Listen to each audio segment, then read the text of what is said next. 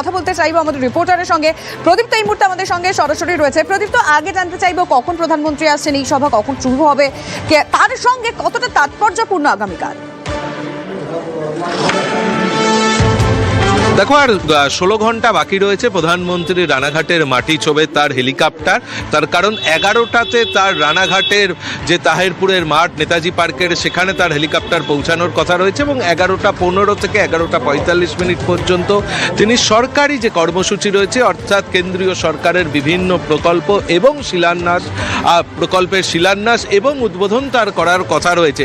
এবং তার পাশেই কিছুটা দূরেই থাকবে রাজনৈতিক সমাবেশ করার জন্যে প্রধানমন্ত্রীর জন্য মঞ্চ, এবং সেখান থেকে প্রধানমন্ত্রী কি বার্তা দেন সব থেকে বেশি আগ্রহ যেমন রাজনৈতিক মহলের রয়েছে, অবশ্যই মতুয়া সম্প্রদায়ের মানুষরা তারা তাকিয়ে রয়েছেন। তার কারণ যেহেতু এসআইআর আবহে তাদের নাগরিকত্বই কারোর ক্ষেত্রে প্রশ্ন চিহ্নের মুখে পড়েছে, ফলে নাগরিক না হলে তারা ভারতের ভোটাধিকার তারা পাবেন না, এমনটি সুপ্রিম কোর্টেরও পর্যবেক্ষণ। ফলে এহেন আবহে প্রধানমন্ত্রী আগামীকাল মতুয়া সম্প্রদায়ের মানুষদের জন্য কি বার্তা দেন সেদিকেই সকলেই তাকিয়ে রয়েছে। তার কারণ মতুয়াদের মধ্যে একটা বিভ্রান্তি তৈরি হয়েছে। এমনকি সুব্রত ঠাকুর, বিজেপির বিধায়ক, তিনিও বলছেন যে যদি সরলীকরণ করা যায়, যাতে এই মানুষজনরা যখন এসআইআর এর শুনানি পর্ব চলবে সেই সময় যাতে তারা বিভিন্ন নথিপত্র দেখিয়ে ভারতের ভোটার হতে পারেন এবং 2026 সালে তারা ভোট দিতে পারেন, এই বন্দোবস্ত শান্তনু ঠাকুর জানিয়েছেন যে এই গোটা বিষয়টা নিয়ে তারা কেন্দ্রীয় স্বরাষ্ট্রমন্ত্রীর কাছে আবেদন জানাচ্ছেন। এহেন আবহের মধ্যেই প্রধানমন্ত্রী দেখুন, লিমার প্রদীপ তো আপনাদেরকে বলছিল অত্যন্ত গুরুত্বপূর্ণ কালকে এই সভা। প্রথমত এসআইআর আবহে মতুয়া অধ্যুষিত রানাঘাটে নরেন্দ্র মোদী আসছেন, যেখানকার এমএলএ মানে বিধায়ক বিজেপির, আর যেখানকার পুরসভা মানে তাহেরপুর পুরসভা রাজ্যের একমাত্র বাম শাসিত। নরেন্দ্র মোদী কি বার্তা দেন সেদিকে তো নজর থাকবে, আমাদের চর্চা হবে। কিন্তু তার আগে এখনকার ছবিটা দেখবো লাইভ। মহাদেব আমাদের সঙ্গে রয়েছেন লাইভে। মহাদেব, ছবি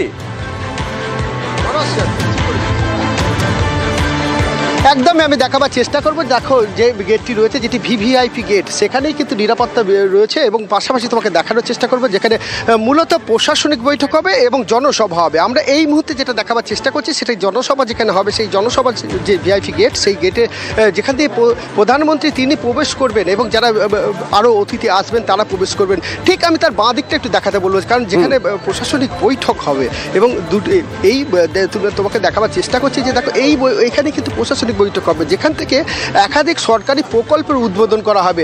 যেমনটা বলা হচ্ছে যে 34তম জাতীয় সড়ক উদ্বোধনের, জাতীয় সড়কের বড় জাগুলি থেকে সড়ক উদ্বোধন হবে, তেমনই পাশাপাশি আমি একটু দেখাবার চেষ্টা করবো যে দেখো 3টে সাংসদ কোটার অ্যাম্বুলেন্স কিন্তু আনা হয়েছে। অর্থাৎ জগন্নাথ সরকার তিনি যে এখানকার সাংসদ, তার জন্য তার যে কোটা, সেই কোটায় 3টে অ্যাম্বুলেন্স এখানে আনা হয়েছে। এই অ্যাম্বুলেন্সগুলি কালকে উদ্বোধন করা হবে। একমাত্র TV9 বাংলায় কিন্তু দেখাতে পাচ্ছি আমরা এই অ্যাম্বুলেন্সগুলি। এই ধরনের কিন্তু একাধিক প্রকল্প শুভজিৎ কালকে প্রধানমন্ত্রী তিনি কিন্তু উদ্বোধন করবেন এবং তারই যে প্রস্তুতি বলা যায় সেই প্রস্তুতি এখনো পর্যন্ত চলছে। দেখতে পাচ্ছ যে এখনো পর্যন্ত প্রস্তুতি। নজর থাকবে মহাদেব, নজর রাখো।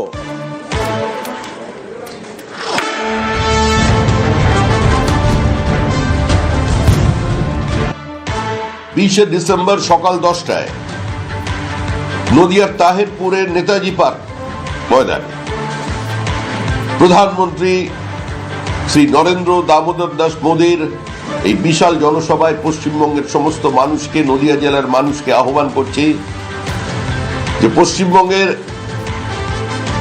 এই জঙ্গলরাজকে উপড়ে ফেলার জন্য 2026-এর নির্বাচনে তৃণমূলের বিসর্জনকে নিশ্চিত করবার জন্য দেশের প্রধানমন্ত্রী পশ্চিমবঙ্গে এই যাত্রা শুরু করবেন। আমরা প্রত্যেকের কাছে আহ্বান জানাচ্ছি যে পশ্চিমবঙ্গের ঋত গৌরব পুনরুদ্ধার করতে, পশ্চিমবঙ্গের শিল্পায়নের স্বার্থে, নতুন কর্মসংস্থানের স্বার্থে, সংবাদ মাধ্যম বিচার ব্যবস্থার উপরে আক্রমণ বন্ধ করতে আগামীকাল থেকে আমাদের যে সূচনা হচ্ছে তাতে আপনারা সবাই সামিল হবেন। মতুয়া সম্প্রদায়কে বিপদে ফেলেছে বিজেপি।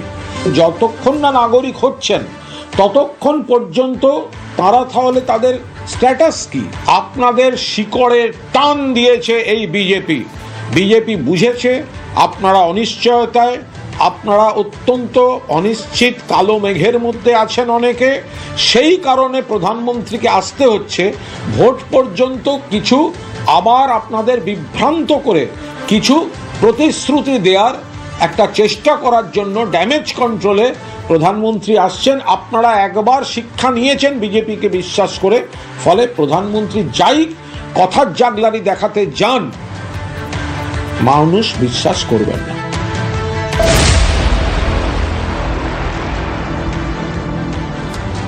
এসআইআর এর যে খসড়া বেরিয়েছে সেই খসড়াতে তাদের নাম নেই, তাই এবার তারা স্বয়ং প্রধানমন্ত্রীর কাছ থেকে একটা নিশ্চিত বার্তা পেতে চাইছেন। তারা এসআইআর এর খসড়া থেকে বাদ গিয়েছে রানাঘাটের ২ বিধানসভার ৪২,০০০-এরও বেশি মতুয়ার নাম। মতুয়া আবেগকে কাজে লাগিয়ে আসরে নেমে গিয়েছে আবার তৃণমূল কংগ্রেস। মতুয়াদের ভোট ব্যাংক হিসেবে ব্যবহার করেছে বিজেপি। ঠিক এভাবেই রাজ্যের শাসক দল অভিযোগের আঙুল তুলছে। অন্যদিকে বিজেপি আশ্বাস দিচ্ছে যে সিএএতে আবেদন করলে নাগরিকত্ব পাবেন সব মতুয়া। আর ঠিক এই পরিস্থিতিতে প্রধানমন্ত্রীর কাছে মতুয়ারা নিশ্চিত বার্তা চাইছেন। সবাই বলেছিলাম যে এটা গাজর খাওয়ানোর প্রক্রিয়া চলছে। আমার দুর্ভাগ্য, আমার হিন্দু ভাইরা বুঝলেন না, আমার মতুয়া ভাইরা বুঝলেন না। এবার তারা বুঝতে পারবেন যে কেন আমরা বারবার তৃণমূল কংগ্রেসের পক্ষ থেকে বলেছিলাম আপনারা সিএতে আবেদন করবেন না।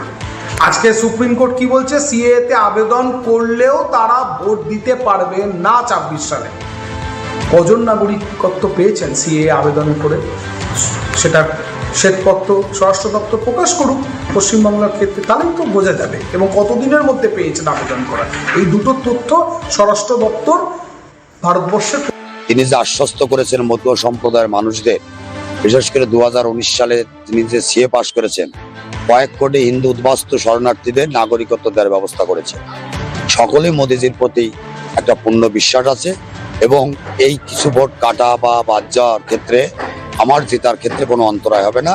কমপক্ষে 70 থেকে 80,000 ভোটে জিত সিএতে অ্যাপ্লাই করবে, নাগরিকত্ব পেয়ে যাবে, ভারত সরকার বলে দিয়েছে।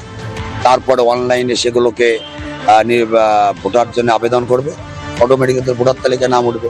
কোনো ব্যক্তি যদি ভারতবর্ষের নাগরিকত্বের সার্টিফিকেট পায় তাহলে তার ভোটারের ক্ষেত্রে কোনো প্রতিবন্ধকতা রইল না। এবার আরো একটা গুরুত্বপূর্ণ খবর দিই আপনাদেরকে। বছর শেষে অমিত শাহ আসছেন রাজ্যে, দুদিনের তার সফর, কিন্তু কি কর্মসূচি রয়েছে আমাদের ডিটেল জানাবেন প্রতিনিধি প্রদীপ্ত কান্তি ঘোষ। প্রদীপ্ত, দেখো ৩০ এবং ৩১শে ডিসেম্বর তার রাজ্যে আসার কথা রয়েছে এবং তিনি কোনো জনসভা করবেন না এখনো পর্যন্ত বিজেপি সূত্রে আমরা যা জানতে পারছি। তিনি মূলত কর্মী সভা করবেন, সাংগঠনিক বিষয় খতিয়ে দেখার জন্য এই দুদিনের সফর তার রয়েছে।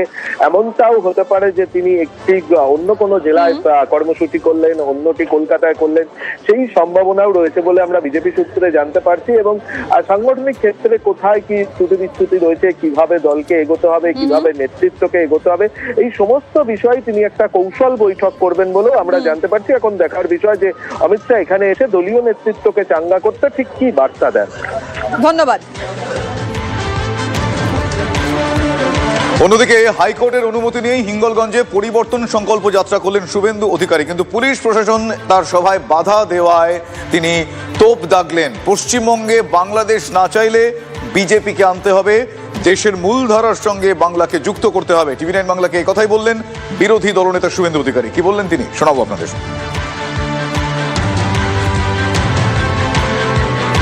সভাটা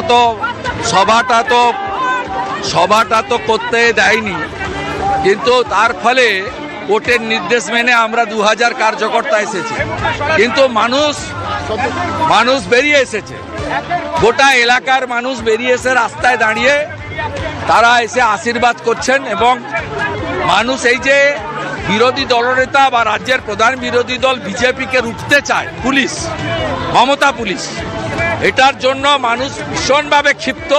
এবং আমি বলে গেলাম আপনারা যেটা করলেন পুলিশকে দিয়ে, এর ফল 4 মাস পরে বিধানসভা ভোটে ভুগতে হবে। হুমায়ুনতন্ত্রে মানুষই শেষ কথা বলে, পেশি শক্তি শেষ কথা বলেন। হুমায়ুন কবির করলে অনুমতি লাগে না, এমনি হয়ে যায়। 22 তারিখ করছে, আপনাকে কোর্টে যেতে হয়।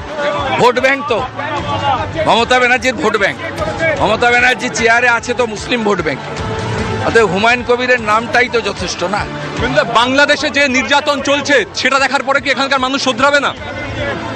পশ্চিমবঙ্গ যদি বাংলাদেশ না চায় তাহলে আগামী নির্বাচনে রাষ্ট্রবাদী শক্তি জোট বেঁধে ভারতীয় জনতা পার্টিকে আনতে হবে, দেশের মূল ধারার সঙ্গে পশ্চিমবঙ্গকে যুক্ত করতে হবে। যথেষ্ট উদ্বেগের সঙ্গে দেখছি যে কিছু চক্রান্তমূলক কাণ্ড চলছে। এই যে অমিত মালব্য বলে যে ব্যক্তিটি আছেন এবং বিজেপির কিছু এখানকার নেতা, তারা বাংলাদেশের আপত্তিকর কাজগুলো এবং সেখানকার কিছু ভিডিও সেইগুলো পোস্ট করছেন, তার সঙ্গে পশ্চিমবঙ্গকে তুলনামূলকভাবে জড়িয়ে দিয়ে এই কাজটা করছেন।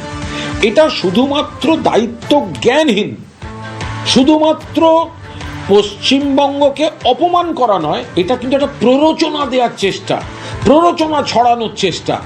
বাংলাদেশের গন্ডগোলের ভিডিও আসলে বিজেপি এই ভোটে সম্প্রীতি নষ্ট করে ধর্মীয় মেরুকরণ এবং অশান্তির মাধ্যমে ওরা কিছু মানুষকে বিভ্রান্ত করতে চায়, কিন্তু মমতা বন্দ্যোপাধ্যায়